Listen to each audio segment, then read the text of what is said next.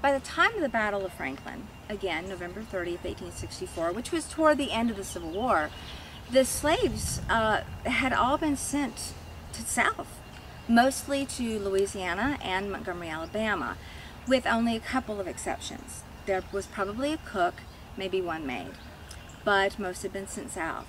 Now, I do like to tell people this because slavery was such an unjust institution that I believe that the war ended the way it should have.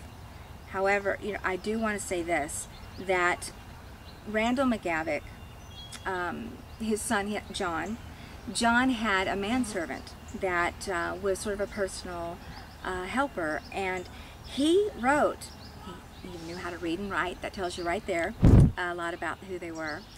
He wrote that Mr. John was as kind to the lowest field slave as he was to the highest white man. That tells us a great deal as well. Now, this was a livestock plantation. That's why there were only 39 slaves. If it were a sugar plantation or a cotton plantation, there would have been many, many more. But this was chiefly cattle, sheep, and pigs. A whole lot of hogs. And I like to say that intelligently they had their barn downwind of the house. But it was very, very prosperous. And when John inherited the home from Randall, he kept it on as a livestock plantation. He just increased the wealth. He was a gentleman farmer, had no interest in politics like his father. Probably a wise thing, as politics was just as dirty back then as it is now. And he did very well. He did very well for himself. And he married his cousin. I know it's kind of scandalous now, but back then it wasn't a bit. And his cousin, Carrie Winder, was from Terrebonne Parish, Louisiana. Her family had a sugar plantation there called Ducros.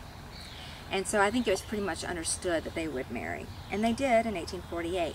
She was 19. He was quite a bit older. He had the honorary title of colonel, even though he did not fight during the battle. That happened a lot. The powers that be thought that the planters really needed to stay at home. They needed to raise food to feed their army, and crops that would feed them as well as clothe them, the sheep, and that's how they maintained their usefulness. He signed the oath, I will say that, but he didn't like it.